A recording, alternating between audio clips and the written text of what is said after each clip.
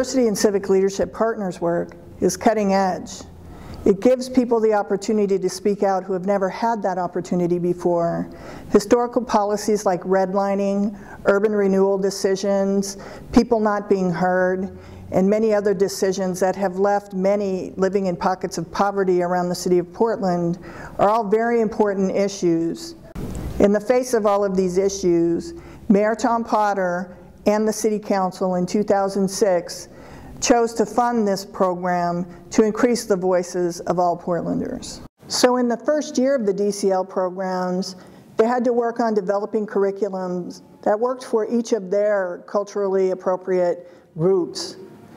Many times they learned how to engage in civic engagement processes, Government 101, how to participate in a board or commission, how to testify before City Council. Here are some of the experiences of the leaders from each of the different programs to discuss what they've learned and what they've enjoyed about their DCL program.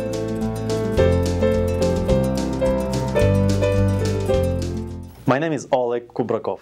My role with DCL Diversity and Civic Leadership Program, I'm a community organizer, and I work with the team, with other people. The format of our program is we provide 3 to 6 workshops each year.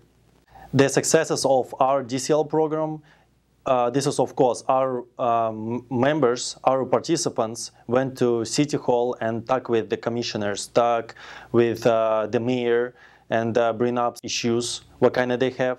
And also a lot of actually people serve different city bureaus. If DCL program will never exist, I think this will be a huge problem, because a lot of community members, African, Asian, Slavic, they right now know a lot of information, what kind of they can pass for the wild community. That's why this is very, very important. Again, government, how they work the government in the United States, how I can advocate for myself. You know, this is very, very, very important skills, what can I engage or DCL program give to the people, and without this, it will be very hard for them.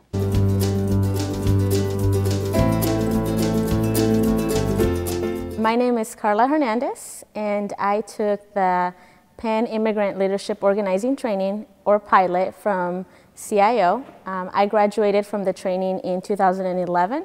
I learned about getting involved with just the leadership training through a couple of friends that had taken it years past. In the way in how they portrayed it about making it bringing different communities together and getting everyone involved, because I think civic engagement is not a thing that affects one specific community more than others.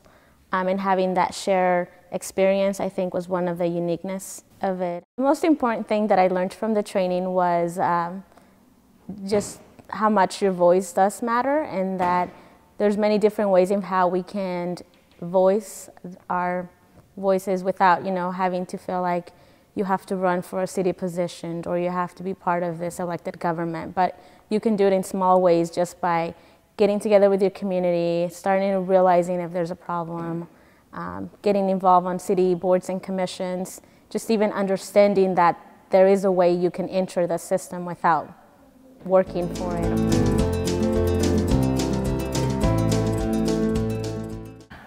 My name is Shabri Vickers. I went through the Urban League's Social Justice and Civic Leadership Training, and I did that in 2009 with Yolanda Sinde and Jerry Williams. It was life-changing for me. It was actually probably a catalyst for me in kind of the leadership and diversity pieces that I currently do. The Urban League Social Justice and Civic Leadership Training is integral to really being able to build what I would say, planting many seeds of leaders in the community. And so you can be a hub for information, and so you're also able to collect people and their energy when they are ready to really do some work, to put their time and their effort where their mouth is, and really do what it is that we say we need to do as a community.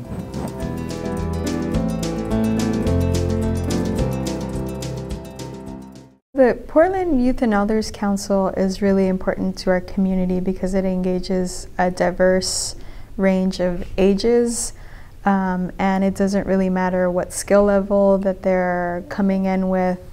We recognize that every person has the capacity to represent the Native community and have that cultural power. Building skills is secondary, that the skill building happens because people feel comfortable in being part of a group that recognizes their traditions and culture and history, and that they can express their frustrations openly and also come up with a collaborative or collective solution and strategic solution to addressing the priorities around housing, education, poverty reduction. That's originally why the Youth and Elders Council was formed. Mi nombre es Pedro Sandoval y pertenezco al Comité de Líderes Latinos de la Red Latina. Y esto nació, este comité nació ahora que realizamos la academia de este año 2012. He participado en algunas actividades físicas como la fluoración del agua, que a lo mejor es algo que va a pasar aquí que se está trabajando para pasar aquí en Portland, y estamos trabajando en ello. Es una de mis experiencias que he tenido para poder apoyar por medio de cartas al City Hall. What we know is that our 5-year pilot of the Diversity and Civic Leadership Partnership Program is a success, that it works well, that increases the voices of Portlanders and brings more people in to engage with the city from many places they have never been before. We look forward to increasing our numbers, to increasing the program, to give more people the opportunity to engage with the city of Portland in a meaningful way.